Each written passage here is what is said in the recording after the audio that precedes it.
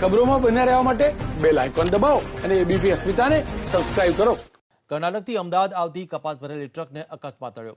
વહેલી સવારે વઘઈથી વાંસદા તરફ જતા હનુમાનબારી નજીક અકસ્માત નડ્યો. જોકે ટ્રક ચાલક અને ક્લીનરનો આ બાદ બચાવ થયો છે.